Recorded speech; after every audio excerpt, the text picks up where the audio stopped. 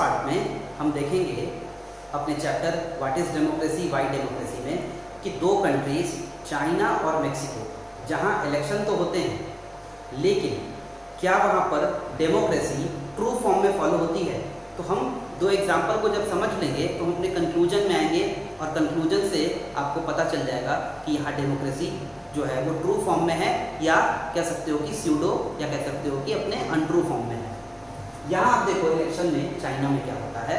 China में क्या है कि वहाँ 3000 लोगों का वहाँ पे एक कह सकते हो जैसे हमारे यहाँ पार्लियामेंट होता है वहाँ पे कांग्रेस है वहाँ की जिसका नाम है पीपल्स कांग्रेस ऑफ चाइना। वहाँ पे 3000 मेंबर्स हैं।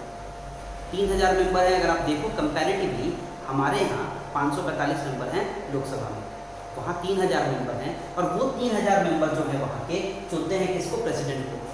अब ये जो आपको जब देखोगे ये जब देखोगे कि आपको बड़ा अच्छा लगेगा शुरू में कि 3000 लोग हैं और 3000 लोग मिलके एक प्रेसिडेंट को चुनते हैं।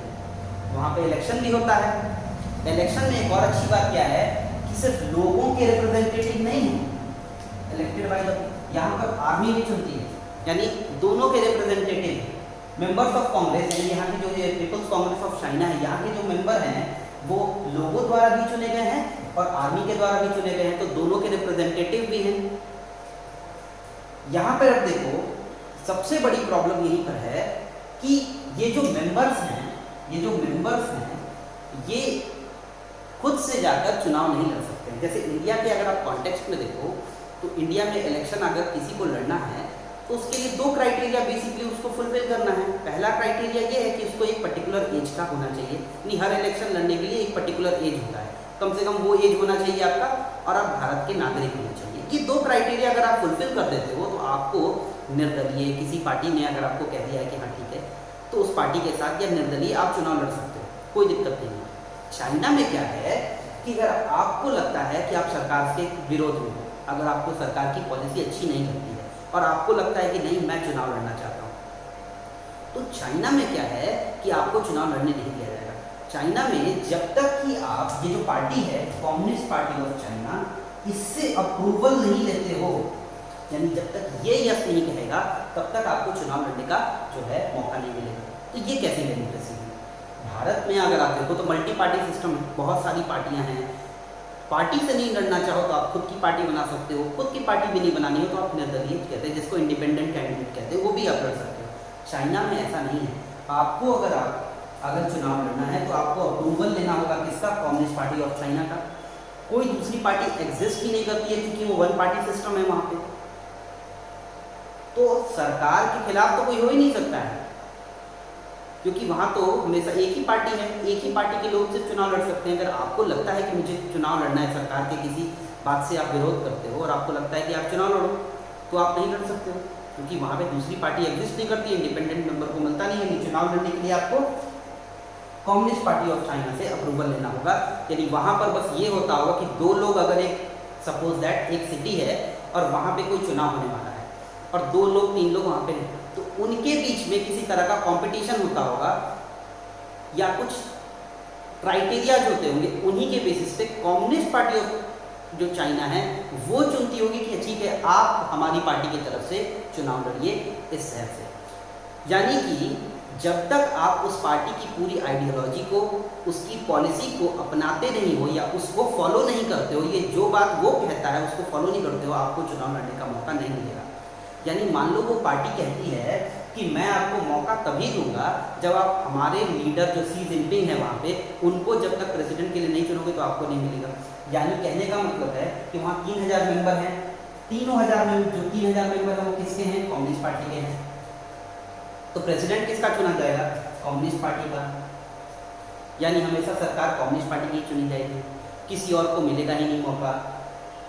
2002-2003 में क्या हुआ कि कम्युनिस्ट पार्टी ने डिसाइड किया 8 और जो हैं एलाइज का मतलब उनके जो साथी हैं उनको जो है चुनाव लड़ने का मौका दिया जाता है। तो ये तो इनके एलाइज हैं। तो कहने का मतलब है कि देखने में तो लगेगा कि हाँ ठीक है 8 और पॉलिटिकल पार्टी आ गई 2002-2003 में, लेकिन वो तो इन्हीं के लिए काम करती है, इनके अंडर है, इनके सबऑर्डिनेट है। तो कहने का मतलब है कि 8 पार्टी और आ तो गई हैं लेकिन सरकार हमेशा किसकी बनेगी, तो कम्युनिस्ट पार्टी ऑफ चाइना की ही वहाँ पे सरकार बनेगी, कम्युनिस्ट पार्टी की सरकार बनेगी। तो यहाँ का अगर आप रिजल्ट देखो यहाँ पे, तो government is always form by communist party of China. तो अब हम देखते हैं इलेक्शन मेक्सिको में कैसा होता है। तो चाइना में तो आपको पता है कि एक ही पार्टी थी, कम्युनिस्ट पार्टी ऑफ चाइना। यहाँ पर मल्टी पार्टी थी, यानी एक से ज़्यादा पार्टी वहाँ पे थी जो चुनाव कॉन्टेस्ट करती थी, इलेक्शन कॉन्टेस्ट करते थे। लेकिन वहाँ पे की जो रूलिंग पार्टी थी, कौन थी? Institutional revolutionary party, PRI। ये जो PRI पार्टी थी वो सत्ताधारी थी, यानी सत्ता में थी, यानी गवर्नमेंट में थी, और 2000 तक यही सत्ता में बनी रही। तब से जो है यही पार्टी जो है हमेशा सरकार बनाती है। तो क्या ऐसा नहीं था कि लोगों को कभी लगा हो कि नहीं अपोजिशन पार्टी को भी मौका दिया जाए? बिल्कुल लगा था। लेकिन ये क्या करते थे, उनको कभी जीतने ही नहीं देते थे। Opposition party contest election but lose, यानी चुनाव तो हमेशा लड़ते थे लेकिन हार जाते थे। क्यों हार जाते थे? क्या जनता हमेशा हरा देती थी इनको? नहीं, ऐसा नहीं था। ऐसा था कि इन्होंने इलेक्शन में हमेशा गड़बड़ियाँ करी। कैसी गड़बड़ियाँ करी? तो इन्होंने बहुत ही बेसिक लेवल से गड़बड़ियाँ जो है करने लगी। पहला काम इन्होंने क्या किया कि जो वहाँ के गवर्नमेंट एम्प्लॉयज़ थे, यानी जो कर्मचारी थे जो सरकार के लिए काम करते थे, उन सब को पार्टी का वॉलंटियर बना के रख दिया। सरकारी एम्प्लॉयज़ थे, उनको पार्टी की मीटिंग में जाना पड़ता था। अगर वो पार्टी की मीटिंग में नहीं जाते हो तो आप उनको हटा दिया जाता होगा उनके जॉब से। तो उनको पार्टी की मीटिंग में जाना था, यानी बेसिकली उनके पार्टी के वॉलंटियर ही हो गए वो। जो स्कूल टीचर से, गवर्नमेंट स्कूल टीचर, वो जो है पेरेंट्स को फोर्स करते थे वोट करने के लिए। किसको? PRI को वोट करने के लिए कहते थे। यानी जो टीचर हैं वो भी जो हैं वो किसके लिए काम करते थे? इसी पार्टी के लिए। बच्चों को बचपन से ही क्या सिखाते होंगे? इसी पार्टी की बड़ाई सिखाते होंगे। यानी बच्चे भी जो हैं वो जब वो वोट देने के एज पे आते होंगे तो उनका भी जो नेचुरल, जो कह सकते हो कि जो उनका लीनिंग है वो किसके तरफ होता? PRI की तरफ ही होता, क्योंकि बचपन से उन्हीं के बारे में सुने होंगे, उन्हीं के बारे में जाने होंगे। वहाँ की जो मीडिया थी, मीडिया का काम होता है दोनों तरफ की बातों को सही दिखाना, दोनों पक्ष दिखाना होता है मीडिया का।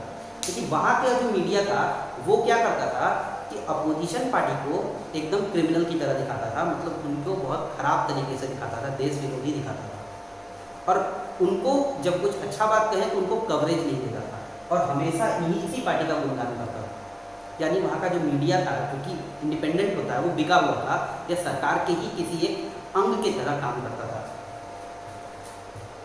यहाँ पर the large some of money is used in election campaigns. अब जब इलेक्शन होते हैं तो जो रूलिंग गवर्नमेंट होती है, रूलिंग गवर्नमेंट क्या वहाँ पे करती थी कि वो जितना भी पैसा उनके सरकार का है वो सारा पैसा इलेक्शन में झोंक देती थी, या इलेक्शन में कह सकते हो लगा देती थी। अब आपको पता है कि अपोजिशन पार्टी जो इतनी पॉपुलर भी नहीं है वहाँ पे, या उनको कभी पॉपुलैरिटी मिल भी गई तो वो इतना पैसा नहीं खर्च कर पाएंगे जितनी रूलिंग गवर्नमेंट या रूलिंग पार्टी खर्च कर पाएगी। तो रूलिंग पार्टी क्या करती होगी? हर जगह अपना कैंपेन, हर जगह अपना प्रचार, हर चौराहे पे, हर सड़क पे अपना ही बैनर, पोस्टर से लेकर टीवी, मीडिया, हर जगह वही छा जाते होंगे। तो अपोजिशन को कभी स्पेस ही नहीं मिलता था जनता से बात करने का, जनता को अपना प्रभाव दिखाने का, क्योंकि वो इतना पैसा खर्च कर देते थे। तो वहाँ पर large some of money is used in election campaign.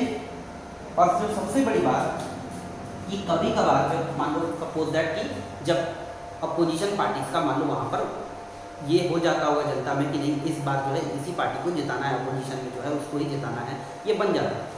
तब क्या ये करते थे कि वहाँ के जो पोलिंग बूथ्स होते थे वहाँ पे मान लो सपोज दैट एक्स स्ट्रीट में इलेक्शन होना है, जो वहाँ का मान लो एक सिटी है, वहाँ पे एक्स स्ट्रीट है, वहाँ पर पोलिंग होनी है, लोग वहाँ पे जाते थे।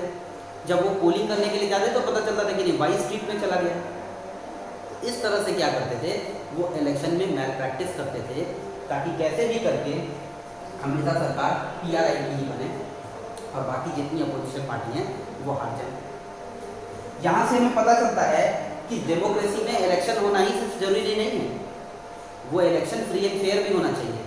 तो a democracy must be based on free and fair election where those currently in power have fair chance of losing. यानी जो अभी कह सकते हो पावर में है वो हारने के लिए उनका फेयर चांस होना चाहिए, और जो अपोजिशन है उनको फेयर चांस होना चाहिए जीतने का।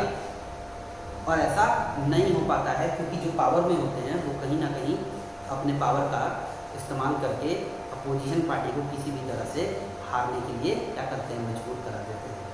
तो ये है दो एग्जाम्पल दो कंट्रीज़ का, चाइना का और मेक्सिको का। इससे हमें पता चलता है कि इलेक्शन होने से कुछ नहीं होता है। इलेक्शन जब तक फ्री एंड फेयर नहीं होंगे तब तक डेमोक्रेसी का कोई मतलब नहीं है।